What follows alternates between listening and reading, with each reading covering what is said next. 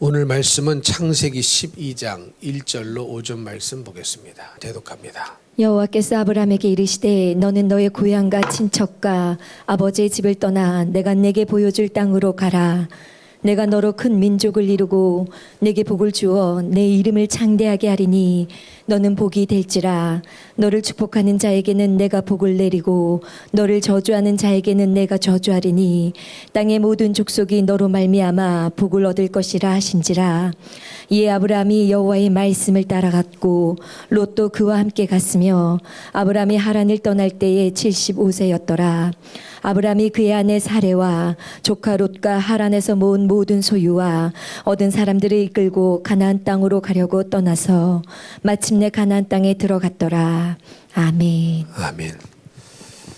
항상 제대로 된 목사라고 한다면 그 마음에 어떤 마음이 있냐면 모든 성도들을 천국까지 인도해 줘야 한다, 이런 부담감이 항상 있습니다.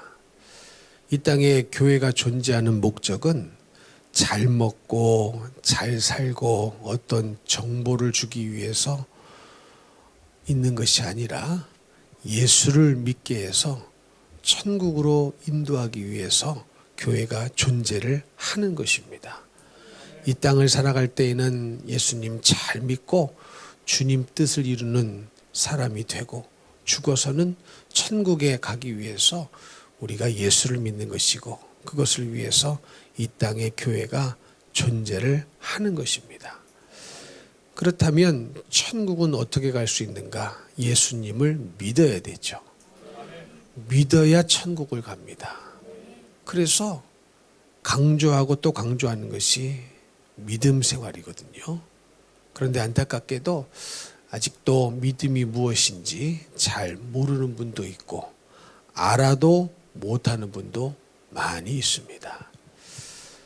특별히 오늘 말씀의 제목은 이중 신격 두 번째 시간입니다. 지난 금요일 날 이중 신격이라는 제목으로 말씀을 나눴는데요. 이중 신격이라는 말은 제가 만든 말입니다. 이중 신격 하니까 뭐가 떠올립니까? 이중 인격이라는 말이 떠오르죠. 이중 인격이라는 말의 의미는 무엇입니까? 이 인격에도 이중성이 있다는 거예요. 저 사람은 인격이 훌륭한 사람이었는데 뒤에서는 나쁜 짓을 하는 이상한 사람이구나. 이런 사람인 줄 알았는데 아니구나. 저런 사람이구나. 이것을 이중인격이라고 그러죠. 이와 마찬가지로 믿음에 있어서, 신앙에 있어서도 이중적인 신앙, 이중적인 믿음을 가지고 살아가는 사람들이 교회에 있다는 것이죠. 믿음이 있는 줄 알았는데 없어요. 믿음이 누구보다도 강력한 줄 알았는데 없어요. 그래서 그런 의미에서 이중신격이라는 말을 제가 만들어 보았습니다. 여러분, 교회는요, 여러 종류의 사람이 있는데 세 종류로 분류를 해보자면, 말씀을 듣기는 하는데 간만 보고 가는 사람, 첫 번째 부류입니다. 지금 이 자리에도 여러분들이 말씀을 다 듣고 계시죠. 첫 번째 부류의 사람은 말씀은 듣기는 하는데 간만 보고 가요. 간 보는 게 뭡니까? 음식을 만들어 놓고 간을 보죠. 먹지는 않아요. 말씀을 맛있게 먹지는 않습니다. 그러나 이 말씀대로 살까 말까 간만 보고 갑니다. 말씀으로 살면 힘들까 어려울까 간만 보고 갑니다. 두 번째 부류는 어떤 부류느냐? 말씀을 듣고 뭔가 깨달아 안 사람이에요. 그러나 행하지는 않는 사람이 있습니다. 어떤 사람은 참 말씀을 잘 깨달았어요. 오늘 들은 말씀이 어떤 말씀입니까? 물어보면 이런 말씀입니다. 저런 말씀입니다.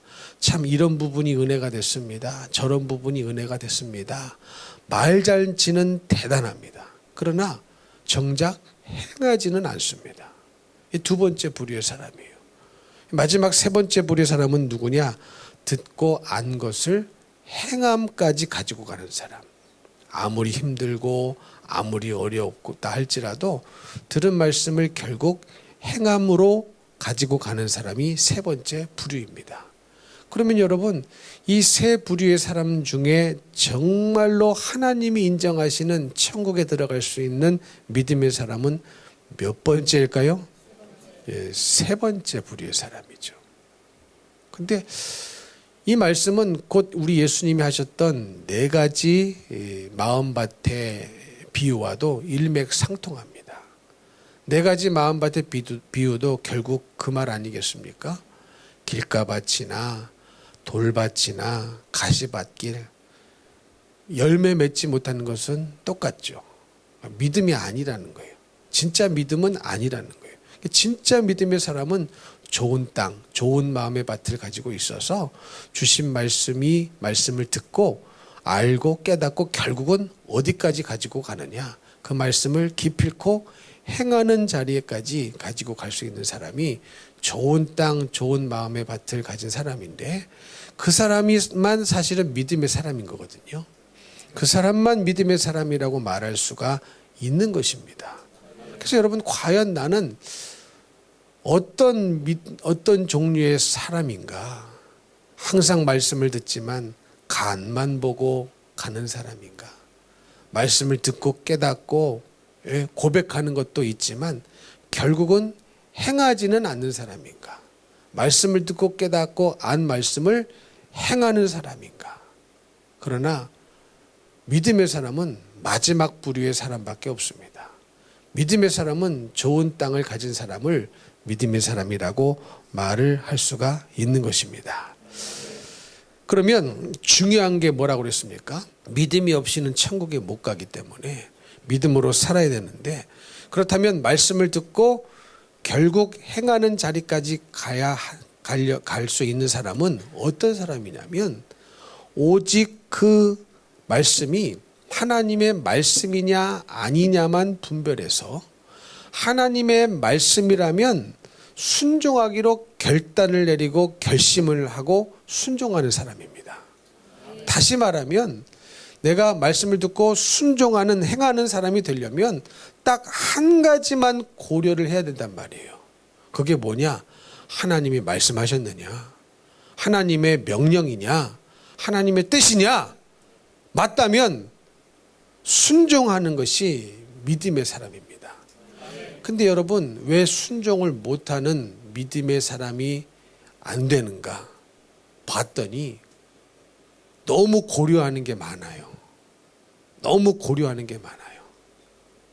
하나님의 말씀이냐 아니냐만 딱 고려하고 하나님의 말씀이면 순종하면 되는데, 믿음이 없는 사람은, 교회를 수십 년 다녀도 믿음이 생겨나지 않는 사람은 어떤 방식으로 살아가느냐 봤더니 하나님의 말씀인가 아닌가를 고려하는 것이 아니라 항상 상황을 고려하고 환경을 고려하고 또 상황과 환경이 나에게 가져다주는 감정에 충실하고 감정에 고려하며 살더라라는 것입니다. 근데 이렇게 살면 절대로 믿음으로 살 수가 있어요, 없어요? 없습니다. 없어요. 여러분 보십시오. 하나님이 하라고 하셨는데 왜 하지 않는 겁니까? 하지 못할 상황과 환경이 있기 때문이에요. 하나님이 하지 말라고 했는데 왜 하는 겁니까? 해야 할 상황과 환경과 감정이 생겨났기 때문입니다. 하나님이 가라고 하셨는데 왜 못 가는 겁니까? 못 갈 만한 상황과 환경이 훨씬 더 크게 여겨지기 때문입니다. 하나님이 오라고 하시는데 왜 못 오는 겁니까?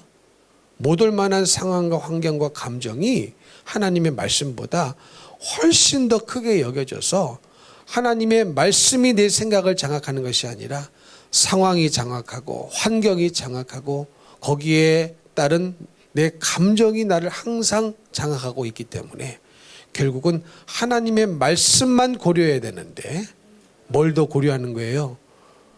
그 말씀 지키지 못할 내 상황, 내 환경, 또 상황과 환경이 가져다주는 감정이 있거든요.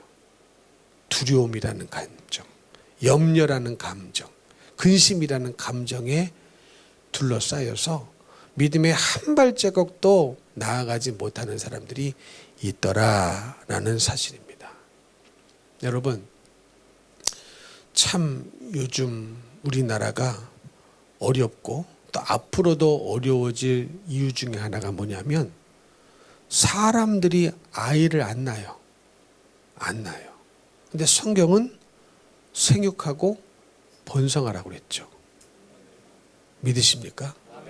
그리고 이 임신이 됐다면 그 생명은 누가 주십니까?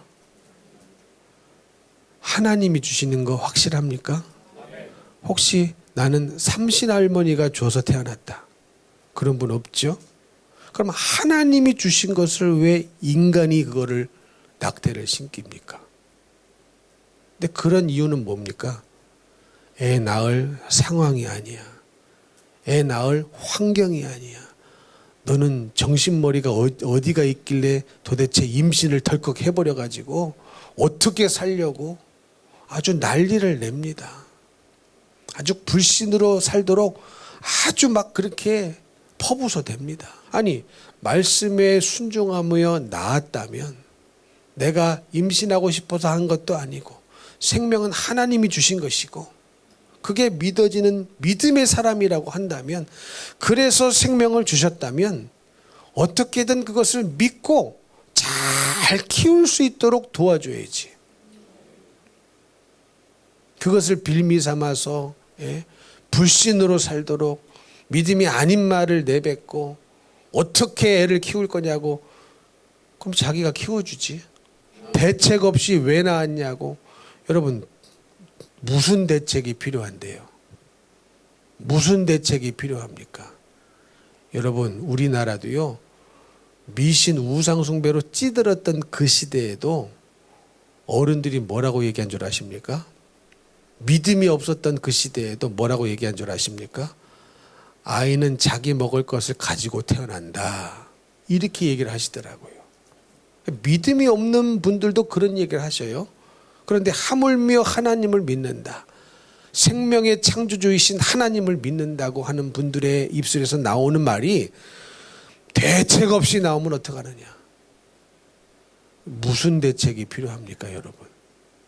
주님이 나의 대책이시고 생명을 주셨다면 주님이 주님을 믿고 나아가면 주님이 함께 해주실 것이고, 그렇게 마음이 쓰인다면 자기가 대책이 되어주면 좋을 텐데 불신의 말을 쏟아내기 바쁩니다. 이게 뭡니까? 믿음이 없다는 거예요. 믿음이 없다는 거예요. 뭐만 고려하면 돼요? 말씀만 고려하면 돼요. 이게 하나님의 뜻이냐? 여러분, 생명이 생기면 낳는 것은 하나님의 뜻입니다. 생명을 주시는 것도 하나님의 뜻인 거예요. 하나님의 뜻이니까 생명이 생긴 거거든요. 하나님의 뜻이 아니라면 생명이 절대로 안 생깁니다. 하나님의 뜻에 의해서 생명을 주셨다면 하나님의 뜻인 줄 믿고 거기에 내가 수종을 들 생각을 해야지. 입으로 다 불신을 내고 털어내면서도 내가 불신의 사람인 줄을 몰라요. 그리고 다 낙태하라고 또 얼마나 이 종용을 합니까? 그러니 이게 뭐예요? 이중신격이죠. 겉으로는 믿음이 굉장히 있는 것처럼 얘기하지만 결국 속에는요, 행함의 믿음은 없는 사람들이 있다라는 것입니다. 그래서 여러분, 정말로 말씀을 행하려면, 행함의 믿음의 사람이 되려면, 행함이 없는 믿음은 죽은 믿음이라고 했기 때문에 죽은 믿음을 가지고는 천국에 못 들어가거든요. 그렇기 때문에 내가 정말로 행함이 있는 믿음의 사람이 되시려면 그것이 하나님의 말씀이냐, 요거 하나만 고려하면 돼요. 내가 말씀대로 산다고 한다면 그것 때문에 어떤 상황이 닥쳐오고 어떤 환경이 닥쳐오고 이 상황과 환경 때문에 나에게 어떤 감정이 든다 할지라도 이것을 이기시고 오직 하나님의 말씀이냐 아니냐만 붙잡고 순종하면 믿음의 사람이 됩니다. 오늘 창세기 12장 아주 유명한 말씀이죠. 여지껏 사시면서 이 본문 말씀을 중심으로 들은 설교 말씀도 많을 것입니다. 여러분, 이 말씀 속에서 우리가 발견하는 게 뭡니까? 이 아브라함은요, 갈대아 우르에 살았던 사람이에요. 메소포타미아 지역에 살았던 사람이에요. 아버지의 직업은 뭐였습니까? 우상을 만들어 파는 사람이었어요. 그 지역은 그 당시에 달신을 섬겼습니다. 우상을 만들어 팔고 있는 그 가정에 하나님의 특별한 사랑과 섭리로 노년의 아브라함에게 나타나신 거예요. 그러면서 그 첫 명령이 뭐였느냐? 본토 친척 아비집을 떠나서 내게 보여줄 땅으로 가라는 겁니다. 자, 그러면 우리는 보통 어떻게 생각합니까? 아유, 어떻게 하나님 처음부터 그렇게 큰 명령을 내리십니까? 좀 조그만 거, 좀 순종하기 쉬운 거, 이런 거부터 차근차근 해가지고 믿음을 키워나가셔야지. 여러분 그렇게 생각하시죠? 근데 하나님의 방법은 그렇지 않더라고요. 보십시오.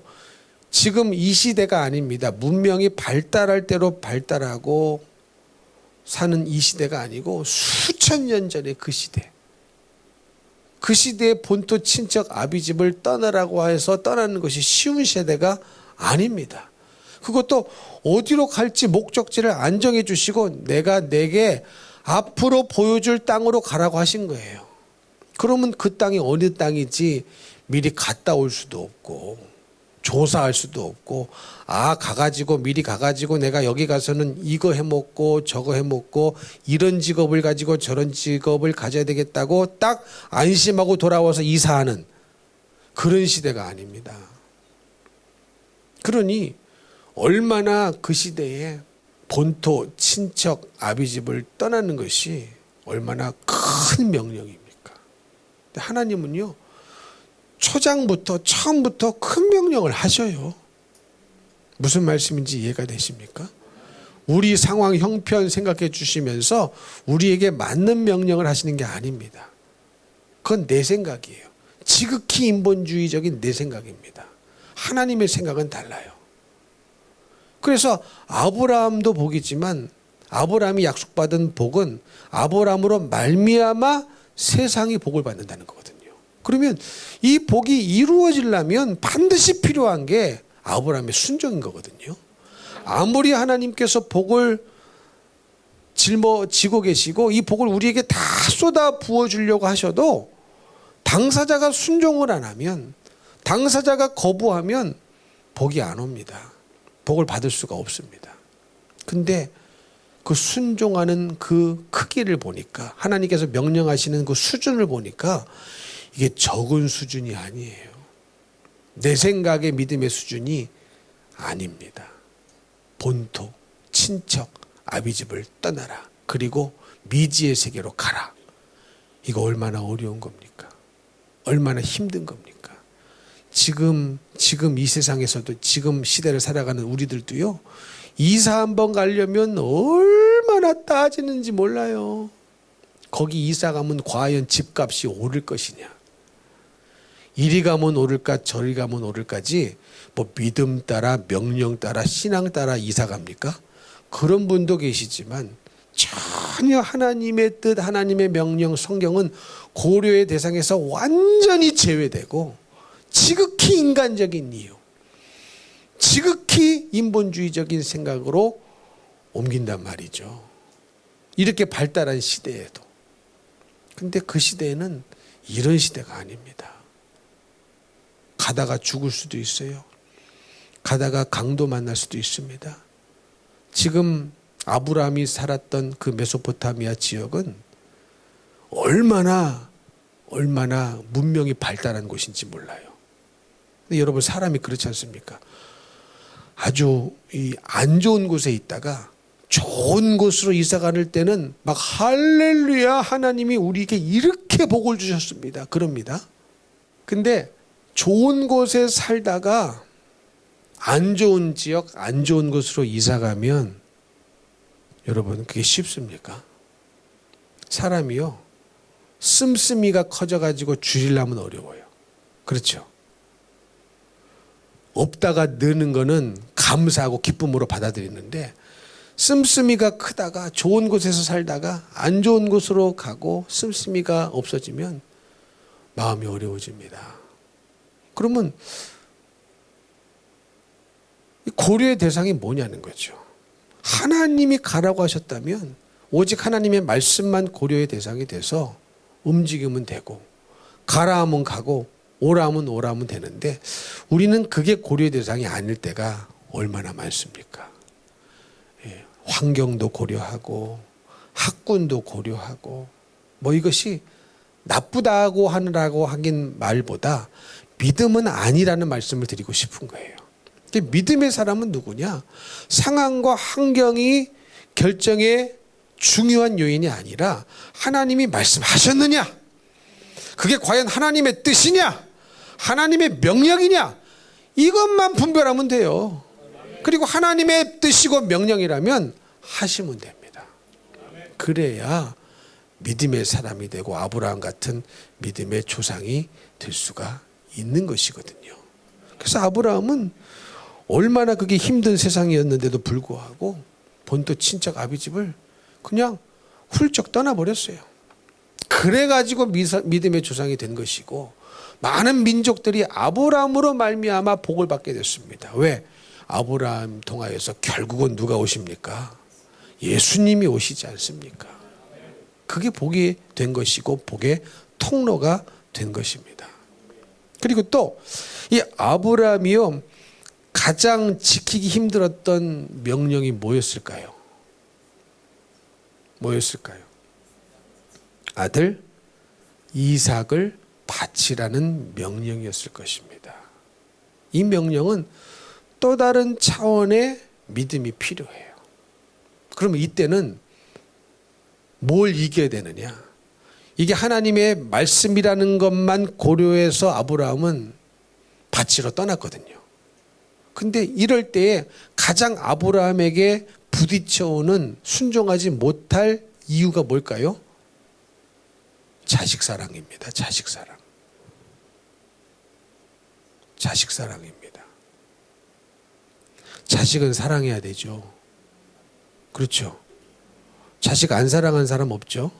근데 여러분 그걸 아셔야 돼요. 내가 내 자식을 사랑하는 것보다 하나님이 내 자식을 비교할 수 없을 정도로 사랑하십니다. 그래야 맡길 수 있는 거거든요. 그래야 하나님의 명령에 토를 안 달고 순종할 수 있는 거거든요. 무슨 말씀인지 이해가 되십니까?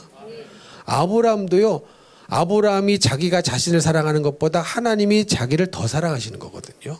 아브라함의 자녀도 마찬가지예요. 아브라함이 이삭을 사랑하는 것보다 하나님이 이삭을 더 사랑하십니다. 근데 그거를 믿어야 돼요.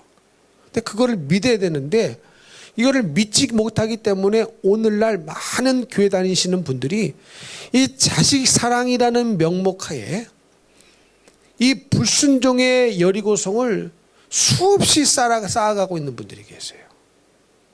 이 인간적인 사랑, 인본주의적인 사랑 때문에 오히려 이 자식이 하나님 앞으로 가까이 나아가는 것을 철저하게 막고 있는, 무너지지 않는 철옹성, 여리고성과 같은 철옹성을 열심히 쌓고 있는 부모들이 많은 것을 보게 됩니다. 근데 자기는 사랑하는 줄 알아요. 사랑하는 줄 알아요. 그래서 제가 뭘 깨닫느냐?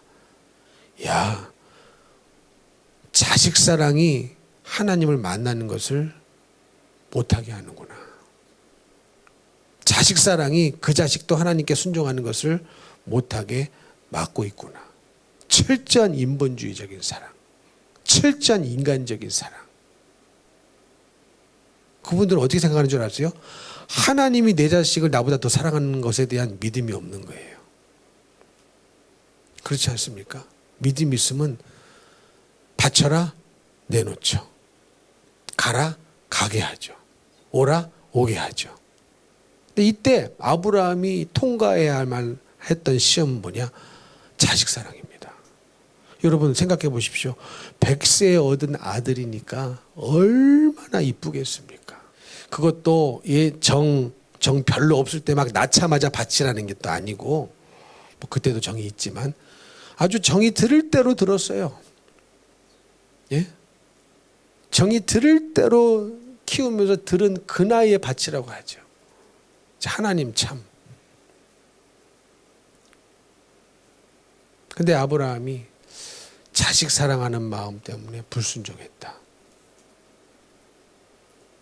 그러면 하나님의 이름을 알 수가 없죠. 하나님을 경험할 수가 없습니다. 하나님의 산에서 준비해 주시는 하나님을 만날 수가 없는 거예요. 아브라함은 그러나 철저하게 오직 하나님의 말씀에만 반응을 했어요.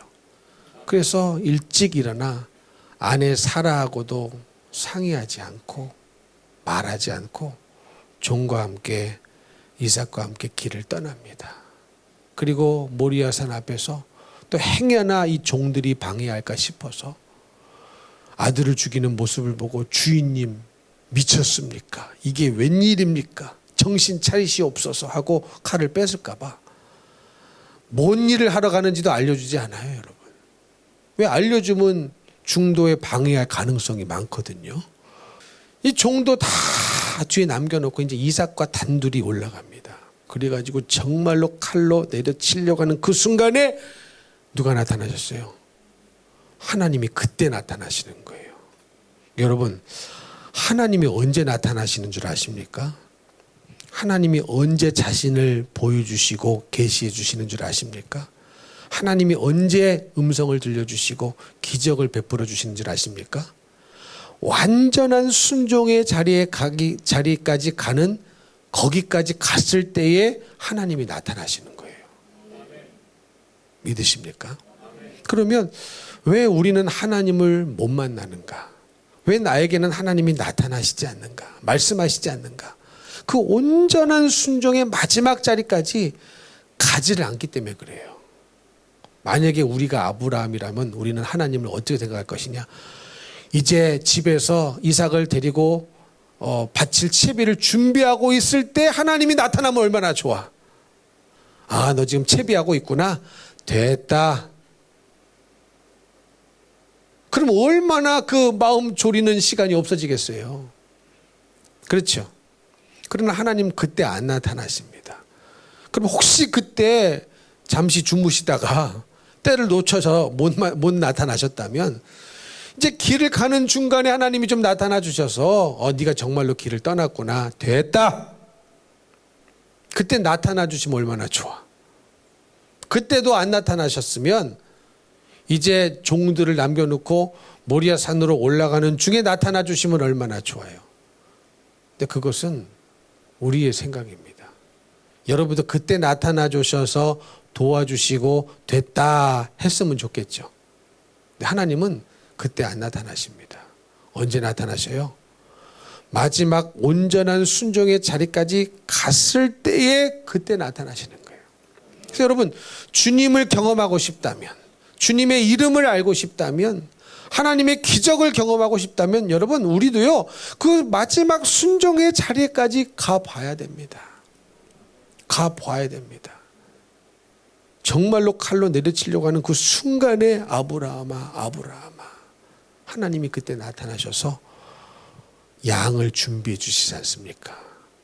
여호와 이레 하나님의 이름을 계시해 주시지 않습니까? 그렇죠. 그러니까 여호와 이레라는 이름은 온전한 순종의 자리까지 가본 사람만이 그게 뭔지를 알아요. 거기까지 안 보고 안 가고 중간에 믿음이 없이 살아온 채 설명만 들으면 그게 아는 것 같죠? 아는 게 아닙니다. 아는 게 아니에요. 거기까지 가봐서 하나님이 나타나신 것을 내가 경험해 봐야 아는 거예요. 근데 이거를 경험하지 않은 채 그냥 하나님이 그냥 좀 준비를 좀 많이 해줬으면 좋겠다. 복 주셨으면 좋겠다. 그래가지고 일에 빵집, 일에 엔지니어링, 이거 왜 이래? 이럴 때가 얼마나 많아요. 근데 그거 아니란 말이죠. 이해가 되십니까? 그래서 아브라함은 그냥 이삭을 바치라는 것이 하나님의 명령이니까, 하나님의 말씀이니까 단순하게 그 말씀만 고려하고 길을 떠난 거예요. 근데 우리는 이 말씀을 하시긴 하셨는데 내 상황도 고려해야 되고 내 형편도 고려해야 되고, 그러면 이 상황과 형편이 가져다주는 감정이 있는 거거든요. 아브라함에게는 이삭을 바칠 때 이 사랑이라는 감정이 가림막이 될 수 있었어요. 다른 경우에는 두려움이라는 감정이 가림막이 될 수 있죠. 어느 경우입니까? 여호수아와 갈렙 경우 아닙니까? 여호수아 갈렙도 결국 가나안 땅에 들어간 이유는 뭡니까? 오직 하나님만 말씀만 고려의 대상이 된 거예요. 자주 말씀드리지만 12명의 정탐꾼이 보고 온 것은 똑같았어요. 저 가나안 땅에 정탐하러 가니까 정말로 성도 견고하고 안악자손 거인 족속도 있고 내가 봐도 내가 메뚜기 같아. 내가 봐도 내가 메뚜기 같을 정도로 그렇게 두려움에 휩싸여서 온 거예요. 뭘 보고? 상황과 환경을 살펴보니 두려움이 찾아온 겁니다. 이거 올라가서 전쟁을 하면 큰일 나겠다. 다 죽겠다. 그래가지고 그 10명의 정탐꾼의 보고에 은혜를 받아가지고 전 백성이 은혜를 받아가지고 통곡하며 밤새도록 울어 제끼면서 원망 불평을 쏟아내지 않았습니까? 아니 그 시간에 믿음 없는 자신들의 죄를 회개하며 눈물을 흘렸으면 얼마나 좋아요. 그러나 원망 불평하며 두려움에 쌓여서 통곡을 했다면 그 눈물은요 아무 하나님 앞에 의미가 없는 눈물입니다. 그래서 우리도 하나님 앞에 흘리는 눈물을 흘렸다고 다가 아니라 그 눈물을 왜 흘렸느냐 그 눈물을 철저히 분석해 보셔야 돼요. 그냥 세상살이 힘들어 흘리는 눈물 별로 영양가 없습니다. 죄송하지만. 이해가 되십니까? 내 죄를 회개하며 흘리는 눈물 이거 하나님이 기뻐 받으셔요. 그냥 억울해서 흘리는 눈물 분해서 흘리는 눈물 별로 영양가 없습니다. 하나님 앞에 뭐 인간은 감정이 있는지라 흘릴 수도 있겠지만 하나님 앞에는 별로 영양가가 없다는 거예요. 이스라엘 백성들 두려움에 휩싸여 가지고 여기까지 우리가 왔는데 이제 참 애굽으로 돌아가기도 어렵고 그렇다고 가나안 땅에 들어갈 용기도 없고 믿음도 없고 그러니 완전히 진퇴양난 신세한탄하면서 얼마나 밤새 통곡가 있는지 몰라요. 근데 그게 하나님 앞에 그 통곡이 죄가 되는 줄 모르죠. 그 울음이 죄가 되는 줄 모르죠. 그래서 여러분 어떤 울음은 죄가 됩니다. 어떤 눈물은 죄가 돼요. 그런 눈물은 절대로 흘리지 않기를 축복합니다. 하나님 앞에 죄를 회개하면서 흘리는 눈물 영혼을 중보하며 불쌍히 여기면서 흘리는 눈물 이런 눈물은 참 하나님 앞에 값진 눈물이 될 것입니다. 근데 여호수아 갈렙 결국은 내가 너에게 가나안 땅을 주마 이 약속의 말씀만 오직 고려의 대상이 됐지 뭐 가나안 땅의 성들이 견고하고 거인 족속들이고 뭐 이런 건 전혀 고려의 대상이 되지 않았습니다. 그러므로 여러분 반드시 믿음으로 행할 수 있으려면 어떤 결단이 필요하다? 나는 오직 하나님의 말씀만 고려의 대상으로 삼겠습니다. 하나님의 말씀이라면 순종하겠습니다. 절대로 상황 따라 환경 따라 감정 따라 가지 않겠습니다. 이 결단이 반드시 필요한 거예요. 믿으십니까? 반드시 이 결단이 필요한 겁니다. 이게 안 되면 신앙생활 수십 년 해도요 믿음의 사람으로 온전히 설 수가 없는 것입니다. 여러분 믿음의 사람 아브라함이라고 해서 실패하지 않았던 적이 없었던 것은 아닙니다. 실패한 적이 있었어요. 그렇죠. 기근이 들어서 기근이 든 것은 또 두려운 마음 아닙니까? 기근이라는 환경이 두려움을 가져다 줘요. 그러니 약속의 장소에서 약속의 땅에서 이탈을 해버렸죠. 그렇죠? 그리고 약속한 아들이 안 나와 내 아내 사례에서 그래가지고 힘들어서 기다리기 지쳐서 실증나서 짜증나서 이스마엘을 낳아버렸어요. 그러나 이 모든 과정 속에서 아브라함을 부르신 그 하나님이 본토 친척 아비집을 떠나라는 그 명령에 순종한 그 아브라함을 하나님은 믿음의 사람으로 계속 기회를 주시면서 만들어가고 계십니다. 만들어가고 계세요. 그 만드는 손길 속에 내가 있어야 되고 그 하나님의 섭리 속에 내가 있어야 되는데 그러려면 반드시 순종이 필요한 거예요. 때로는 실패했지만 넘어졌지만 결국 아브라함 어떤 사람이 됐습니까? 심지어 자식 사랑이라는 감정 뛰어넘기가 어렵거든요. 이거 뛰어넘기가 어렵거든요. 내가 내 자식을 제일로 사랑하는 줄 알아요. 그리고 믿음으로 못 살도록 내가 끼고 돕니다. 철저한 여리고성 철옹성과 같은 성을 쌓아가면서 하나님도 접근하지 못하도록 하나님도 해볼 수 없는 자녀를 이렇게 만들어갑니다. 여기에 대한 회개가 있어야 됩니다. 여러분. 근데 아브라함은 오직 그 상황 속에서도 하나님의 말씀만 그의 행동을 결정하는 판단의 기준이 됐습니다. 그래서 길을 떠난 거예요. 이삭을 바치러 길을 떠난 겁니다. 그래서 우리의 믿음의 조상이 되었던 것이었습니다. 자, 그렇다면 이제 중요한 게 뭐예요? 이제 나죠, 나. 여러분이죠. 나는 과연 여지까지 어떻게 살아왔는가? 여러분, 내가 믿음의 사람이 되어야 믿음의 말을 해줄 수 있거든요. 내가 믿음 있는 부모가 되어야 믿음으로 살라고 자식에게도 가르쳐 줄 수가 있습니다. 물론 사람이라는 것은 얽히고 설킨 관계 속에 있기 때문에 부모가 믿음 없는 부모가 아무리 얘기해도 믿음 있는 목사님, 믿음 있는 교사 말 듣고 믿음이 생겨날 수도 있어요.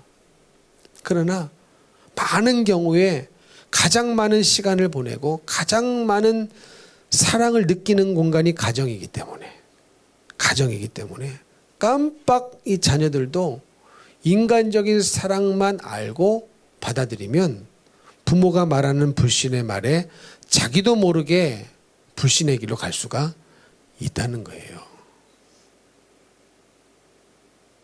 그럼 이게 얼마나 큰 죄가 되겠습니까? 믿음이 없으면 천국을 못 가요. 천국을 못 가면 교회 나온 시간들이 소용이 없어요. 얼마나 불행한 일이고 얼마나 안타까운 일입니까? 예수를 믿어야 되는데. 여러분, 우리 예수님도 보십시오. 예수님은 하나님과 본체십니다. 그렇죠? 예수님이 하나님이시란 말이에요. 예수님이 창조주시란 말이에요. 그래서 삼위일체 하나님이 창조를 하신 겁니다. 그렇죠? 그래서 엘로힘이라는 단어는 복수예요. 복수. 단수가 아니에요. 한 단어가 복수입니다. 그 복수. 삼위일체 하나님을 말하는 것이죠. 그러면 근본 하나님과 본체시나 왜 아버지 하나님 명령에 철저히 100% 순종하셨기 때문에 이 땅에 오실 수가 있었던 거였거든요. 오직 하나님 아버지의 말씀만 예수님의 고려의 대상이 됐던 것이죠. 그러니 하늘 영광을 한순간에 버려버리고 33년이라는 인생을 송두리째 하늘 영광 보좌에서 떠나셔서 이 땅에 오셔서 인간으로 사시면서 뭐 인간 대접을 받으셨습니까? 메시아의 대접을 받으셨습니까? 아니에요. 온갖 멸시와 온갖 천대와 수모를 당하시면서 벌거벗겨져서 십자가에 못 박혀 죽으시지 않았습니까? 죽기까지는 얼마나 채찍에 두드려 맞으셨는지. 여러분, 사람이 한번 맞아 죽는다고 생각해 보십시오. 얼마나 힘든 일이에요. 채찍에 맞아 이미 거의 다 죽었어요. 온몸에 피투성이가 돼가지고 물과 살점이 다 뜯겨져 나가가지고 피를 질질 흘리면서 골고다 언덕을 걸어가셨는데 이미 죽어가는 그 육체에 머리에는 가시면류관을 쓰시고 손에는 발에는 못을 박혀서 십자가에 아주 그냥 그 못에 매달려 죽게 만드는, 얼마나 잔인합니까? 서서히 죽이는 거죠. 고통 없이 죽으면 좋을 텐데 서서히 죽는 겁니다. 자살하시는 분들 자살하면 안 돼요. 근데 자살하시는 분들 서서히 안 죽거든요. 누가 십자가 못 박혀 서서히 죽는 분 계셔요? 단순간에 빨리 죽으려고 그러지. 왜? 고통스럽기 때문에. 고통스럽기 때문에. 서서히 장시간 십자가에 매달려 죽으시고 옆구리에 창을 찔리셔서 물과 피를 다 쏟으시고 죽으셨던 이유는 뭐냐? 그리고 우리를 구원하실 수 있었던 이유는 뭐냐? 오직 하나님 아버지 말씀 하나에만 반응하셨기 때문입니다. 만약에 예수님이 상황에 반응하셨다? 환경에 반응하셨다? 못 죽으시죠. 겟세마네 동산에도 보십시오. 십자가의 죽음을 앞에 둔 그 두려움이 얼마나 인간이셨기 때문에 엄습해 왔겠습니까? 그걸 아셔요. 이 고통이 어떤 고통인지. 육신이 받아야 될 고통, 영혼이 받아야 될 고통, 이 고통이 어떤 고통인지 우리 예수님은 이미 아십니다. 고통도요, 아는 상태에서 받는 고통이 훨씬 더 크거든요. 그렇죠? 고통이 예상된다. 한 발자국만 더 가면 이런 고통이 나를 찾아오고 저런 고통이 나를 찾아온다는 것이 예상이 되는 순간에는 훨씬 더 고통스러운 거거든요. 십자가의 고통을 앞둔 그 엄청난 두려움. 이 두려움이 결정의 요인이 됐다면 그렇게 기도를 마무리할 수가 없죠. 그러나 아버지, 내 뜻대로 마옵시고 아버지 뜻대로 되기를 원합니다.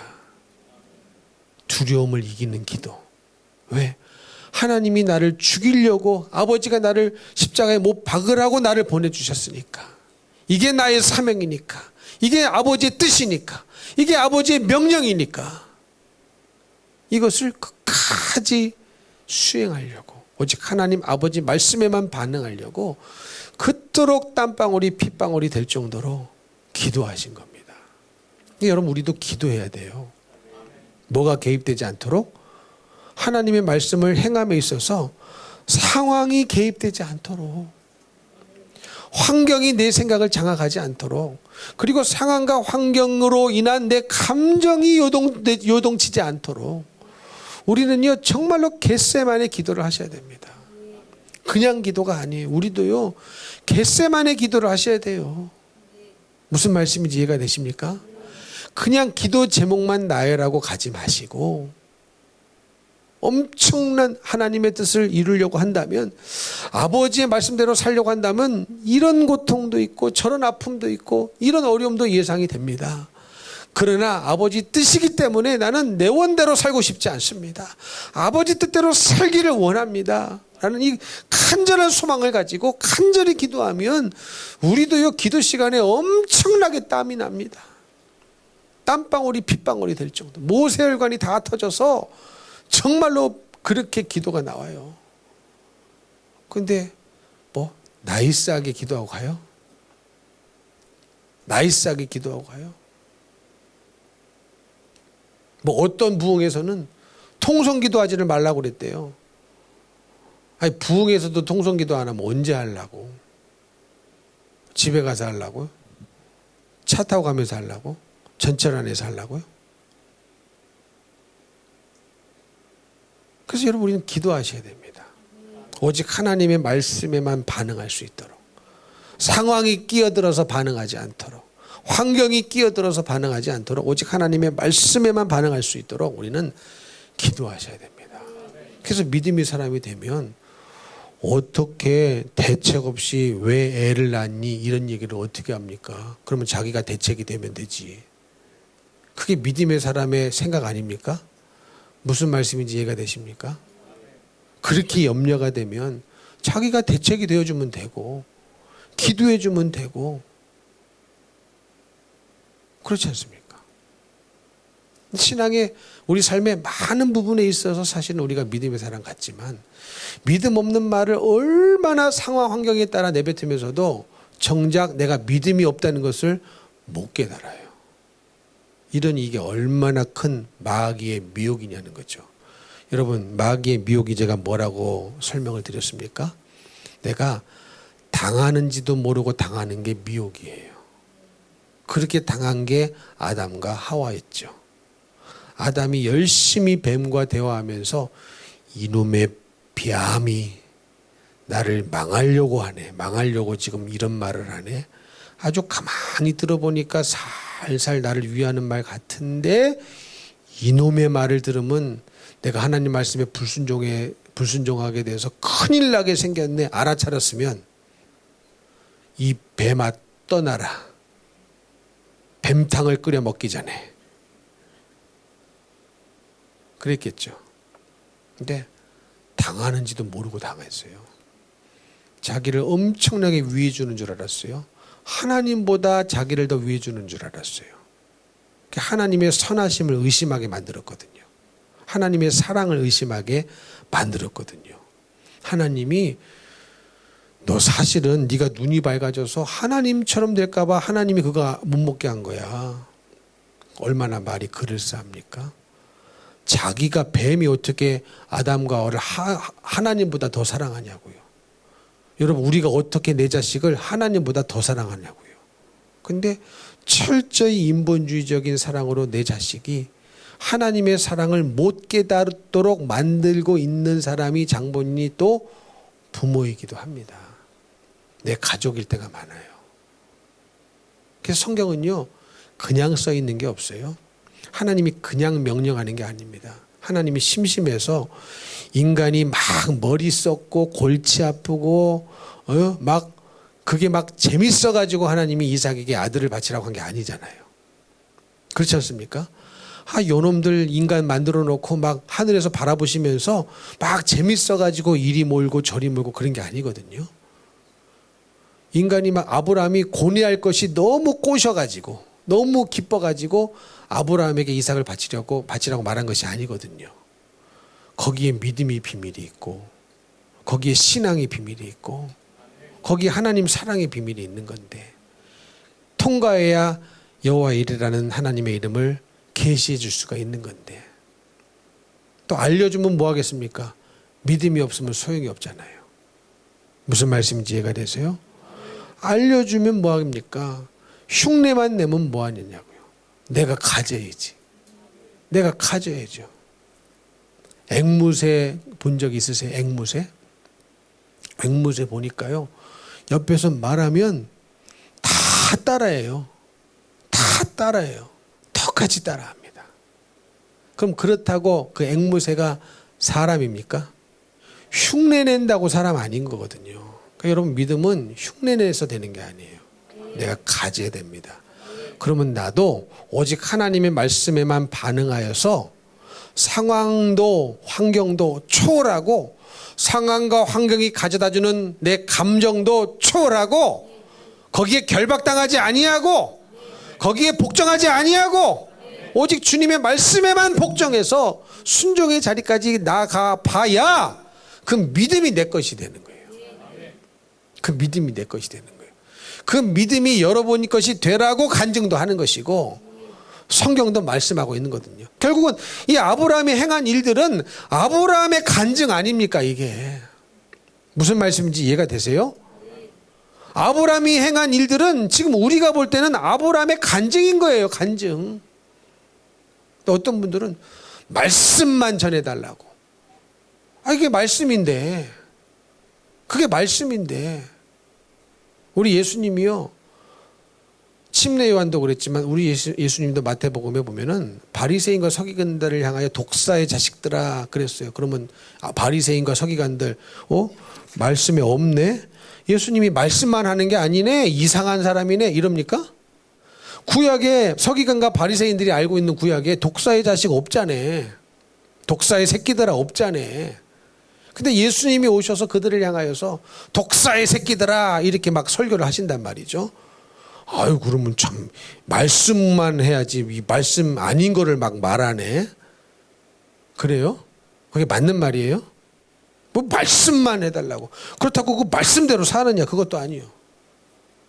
말씀이 없어 어디 있는지. 행함이 없어가지고. 그러면 안 된다는 겁니다. 그러니 우리는 스스로 속지 말아야 된다. 사랑하는 성도 여러분, 믿음이 있어야 구원받고 천국에 가서 영원토록 주님과 행복하게 살아요. 인생이요 잠깐입니다. 정말로.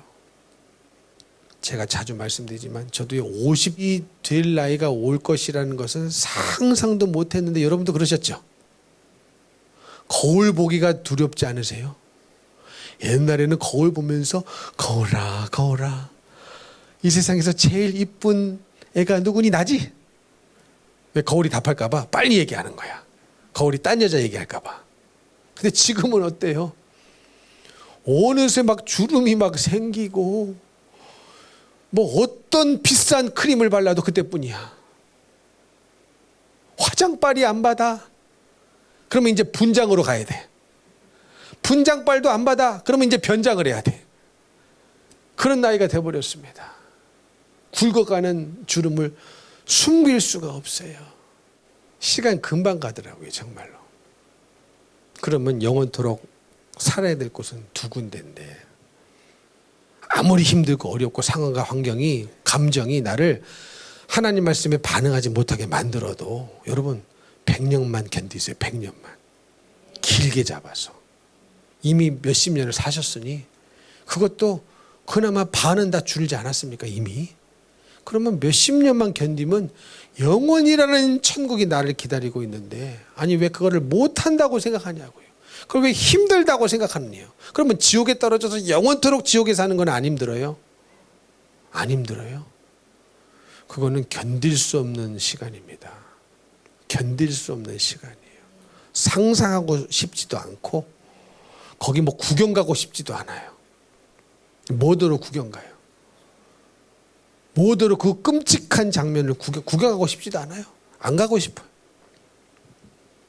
천국 가셔야 되거든요. 그러려면 믿음이 있어야 돼요. 행함이 없는 믿음은 죽은 믿음입니다. 행하시려면 오직 하나님의 말씀에만 내가 반응하겠습니다. 이 결단이 필요한 거예요. 내가 여지까지는 정말로 하나님이 말씀하셨지만 환경에도 반응하고 상황에도 반응하고 상황과 환경이 주는 내 감정에 너무 충실하게 반응하며 살았습니다. 주님 용서해 주세요. 잘못했습니다. 회개기도할 때 우리의 생각이 바뀌어지고 새로워질 줄로 믿습니다. 그리고 천국 백성 될 줄로 믿습니다. 이것이 가장 큰 축복입니다. 이 가장 큰 축복을 다 받게 되셔서 천국에서 다 만나 뵙게 되시기를 예수님 이름으로 축복합니다. 축복합니다.